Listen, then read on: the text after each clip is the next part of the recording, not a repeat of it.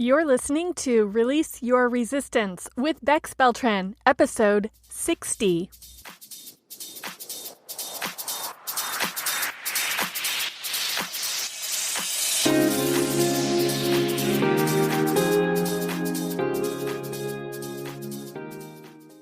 Welcome to Release Your Resistance. This is Bex. The only reason why any of us don't have what we want in life is because of our own resistance. Right now, I'm learning how to recognize and release my resistance, and this podcast tells you how you can release your resistance so that you can live the exact life that you want. Let's get started. A few weeks ago, I told you how I was listening to the book The Surrender Experiment by Michael Singer. It's really been an interesting experience to watch my own resistance and then consideration and curiosity, and then openness to the concept of surrender.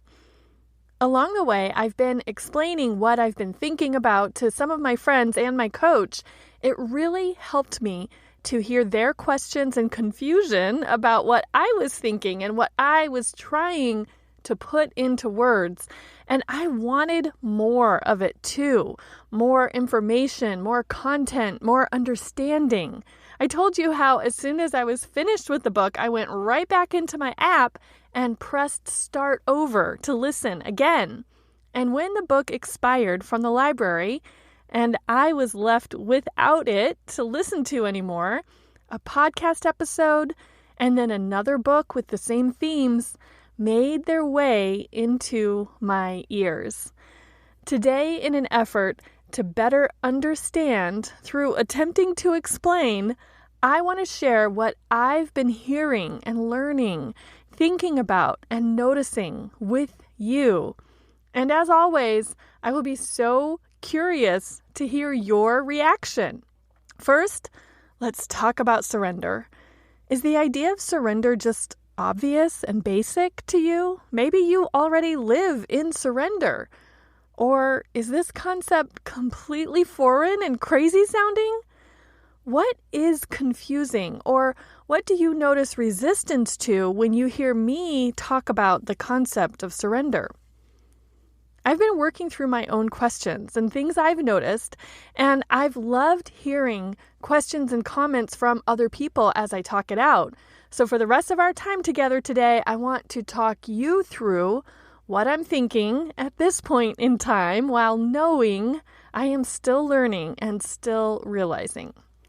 The first thing to address about the concept of surrender and so many words that come up in this whole discussion is how many of them seem to come from the battleground. Surrender, resistance, liberation, struggle, fight, peace, freedom. Why is that? Is it necessary? And which came first, the comparison of these ideas to the battleground? Or do we actually use personal development language to describe what happens during war? Trippy, right? I haven't looked this up or researched it, but my guess is the reason we use these words like surrender and resistance and struggle and fight is because we are engaging, sometimes uncomfortably, with our own minds, our own egos. I'm not sure how I feel about this whole battle language situation just yet, but for now, I'm noticing that it does exist. It does provide descriptive words to use. I'm just accepting the language for now, and maybe as I continue learning, I will find non-war related vocabulary to use instead. And also, maybe it doesn't really matter. I had someone tell me that she wondered if surrender implied weakness. Isn't surrender just giving in? Yes, but maybe not in the way you're thinking. Surrender is accepting reality instead of fighting it.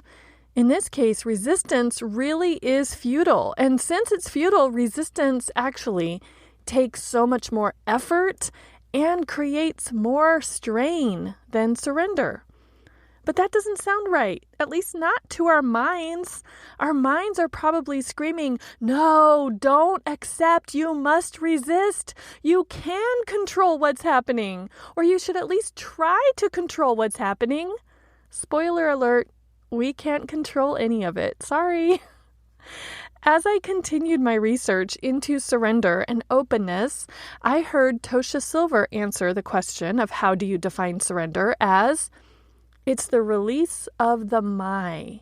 When you surrender, the my, referring to the ego or the preference, is no longer the centerpiece to how you make decisions. Hearing that interview and that definition caused me to give Tosha's book, It's Not Your Money, a second consideration. I had judged a book by its cover. I saw that she had a book about money, and I thought, well, I don't have any resistance around money. That book isn't for me. But when she described surrender as the release of the my, for example, it's not my money, and I understood she was describing a releasing of the needing, wanting, grasping, and trying to control. Oh, I saw that her book about money didn't actually have to be about money, and suddenly I was very interested. So back to the original question of surrender indicating weakness. Is it weak to surrender? In this context, not at all. And I felt pretty confident about that answer until I talked to someone who told me she had been surrendering her whole adult life.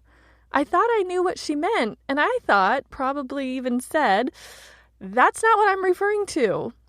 I admit, I could be totally wrong about this, but here's what I thought during that conversation.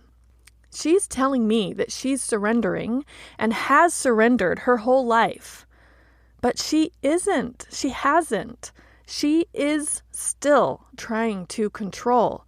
She's not surrendering as in accepting that what is. Yes, she's giving in, and yes, she's acquiescing to other people's preferences. So in that sense, yes, she is surrendering to other people.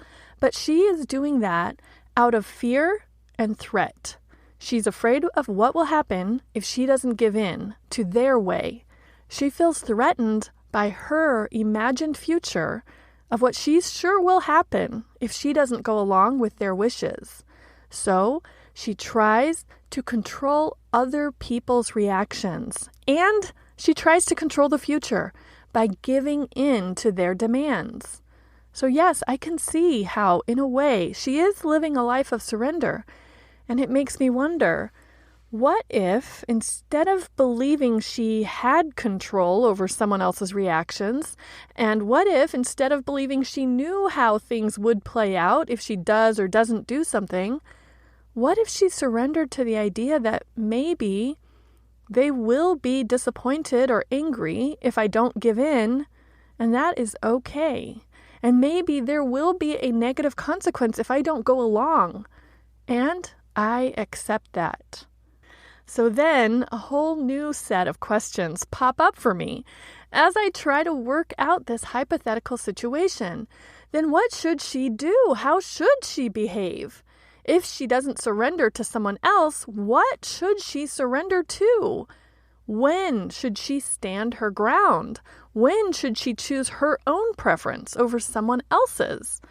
I still do not know the answer to all of these questions yet. My suspicion is that it has to do with abundance. My go-to method for considering impossible situations is to ask, what if you knew it would all be fine? What would you choose then? In the case of my surrendering friend, what if she had no opinion about what would happen next? What would feel like the most loving and abundant choice to make? If she's noticing that she's making a decision out of scarcity, how could she make that decision from abundance instead? And maybe she would decide to choose her own preference instead of someone else's. Which brings us to preference. Preference kept popping up for me as I was learning. I've heard this phrase preference before with other teachers and not really noticed it, but I did really notice it when Michael Singer consistently referred to dropping his preference in the surrender experiment. That was like his whole point, was just to live not guided by his preference. So what is preference even referring to? Is this the ego, what the mind prefers or thinks it knows better? I've started noticing so much preference in my own thinking now that I'm identifying it this way.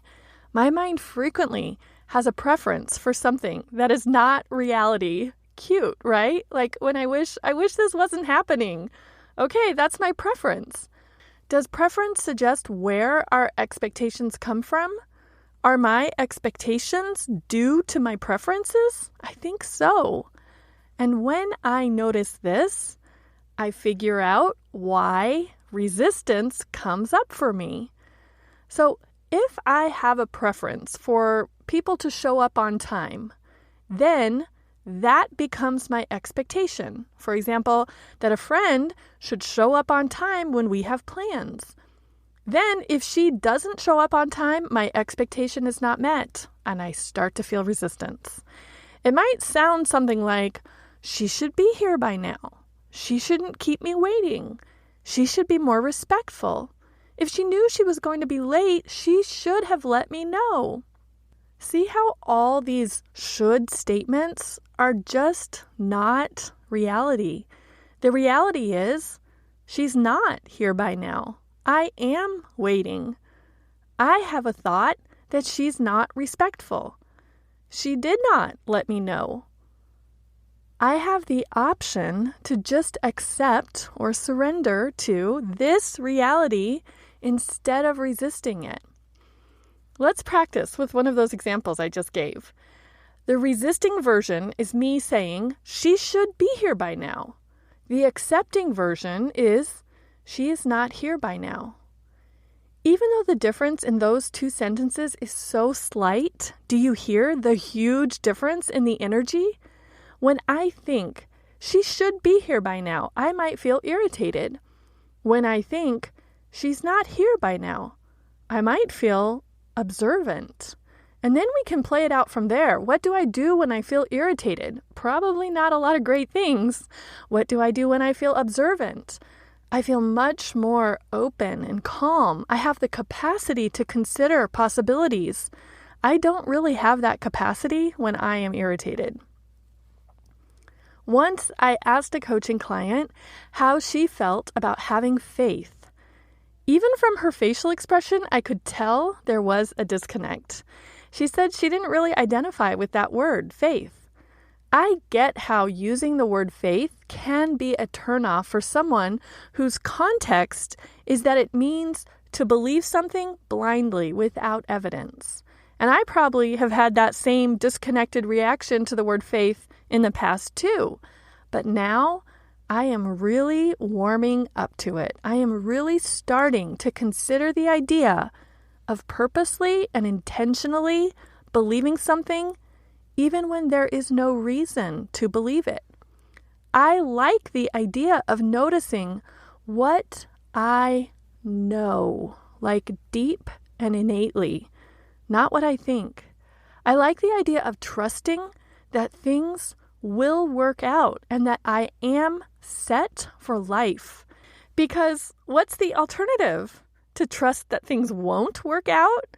That I'm doomed for life? No, thank you. I was explaining all these new to me ideas and concepts to a friend and talking about how because I was learning about and experimenting with surrender, I was trying to be open.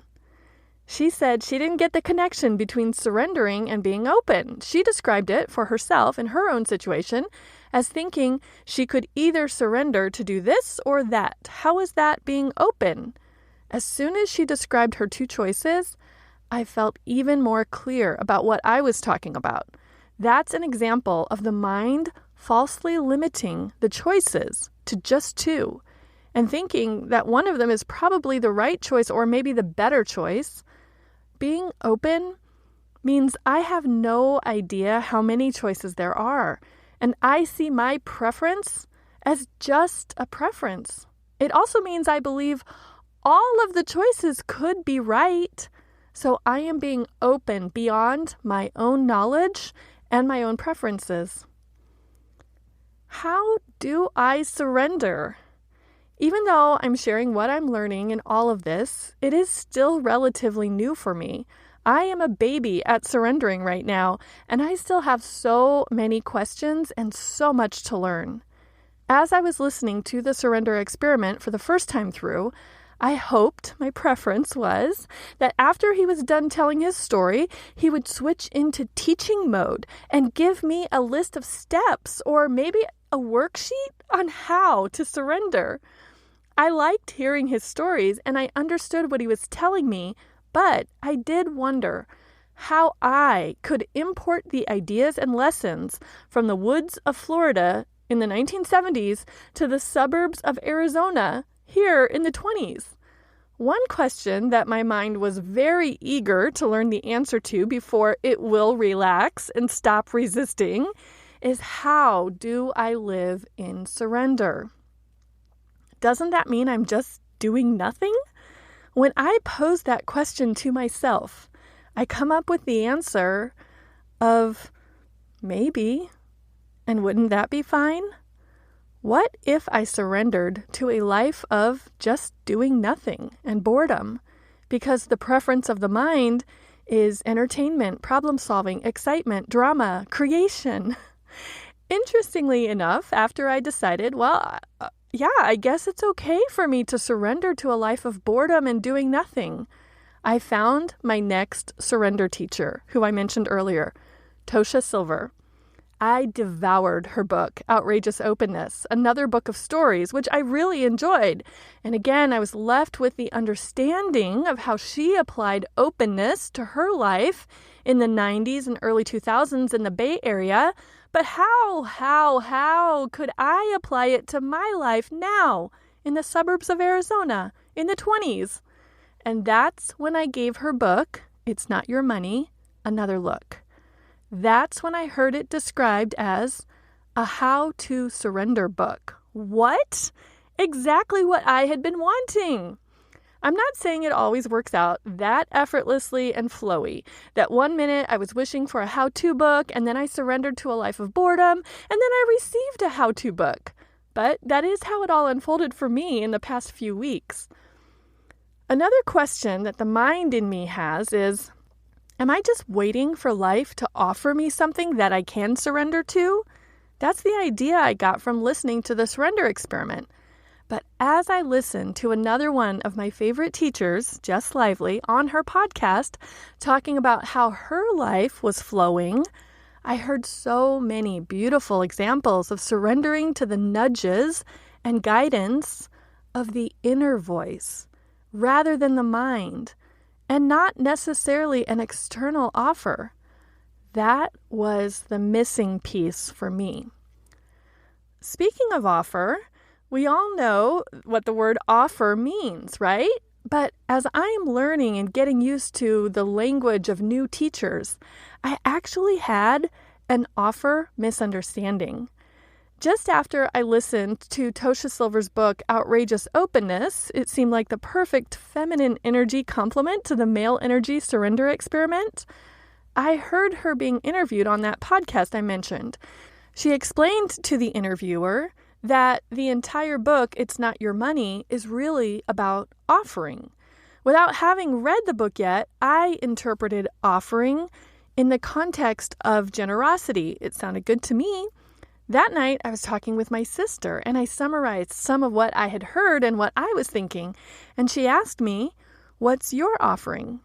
I knew right away. It's coaching. It's the idea that I have this skill and this talent that I'm good at and that I enjoy and that I really believe makes this world a better place. So I'm able to offer coaching. And in thinking about this, I considered, I guess it means I can offer coaching without any expectation, no strings attached. I can coach even if I don't get paid for coaching. This is an interesting perspective. It kind of made me wonder, does surrendering and following these teachings mean that I volunteer my coaching freely and that my life will take on a monk-like existence? Again, with the intention of surrender, I was able to answer, maybe. But I'll be honest, the mind in me was screaming, no!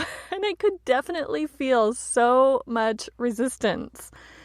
As it turns out, I had misunderstood what Tosha was referring to when she talked about offering. She wasn't talking about a gift or a contribution. She wasn't talking about what I list on my services page of my website, my offerings. She was suggesting that part of surrender means offering any problem, any burden or desire to the divine to handle instead of thinking the mind has to solve it. What a relief. That was an interesting little mental field trip I took there. And also, thinking about offering in this way is literally a relief. It means when I catch myself stressing or feeling worried or anxious, I can offer whatever it is that's bothering me up and detach myself from fixing or controlling it. I can trust that I will know the next right step to take towards or away from it. Can you hear how this exploration has ignited my curiosity and interest and even my passion? I definitely feel it. And even though I was prepared to surrender to boredom and doing nothing in order to practice this work, I'm actually feeling very excited and inspired. And what I'm learning is causing me to do lots of things, not do nothing. I still want more information, more content, more understanding, and I see how valuable it's been to discuss these concepts with other people to hear their perspectives and their questions and understandings. So I have started a surrender study group. For the months of March and April, we will be working through Tosha Silver's It's Not Your Money book a week at a time.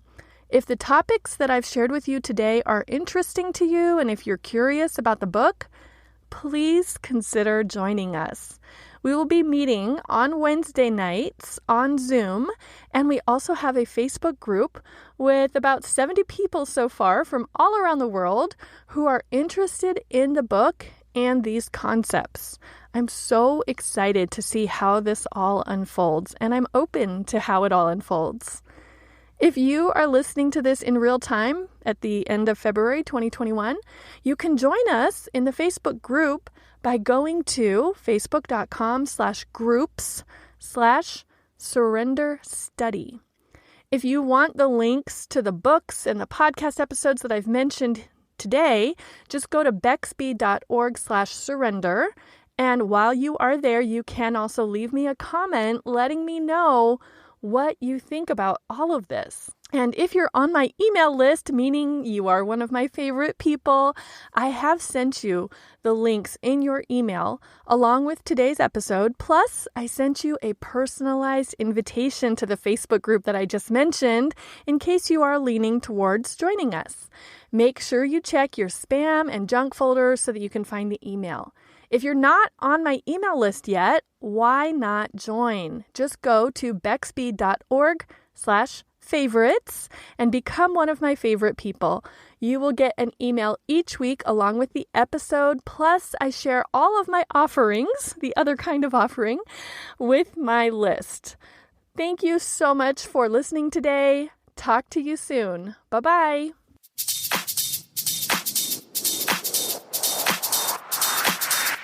This has been Release Your Resistance. Thank you for listening. If you like this podcast, make sure you're subscribed and leave a review on Apple Podcasts. Also, think about someone who you know who would love this episode and share it with them. There should be a share button on your app if you're listening to this on your phone. If you'd like to continue this conversation one-on-one or in real time, come visit me on my site at bexb.org to see how we can work together.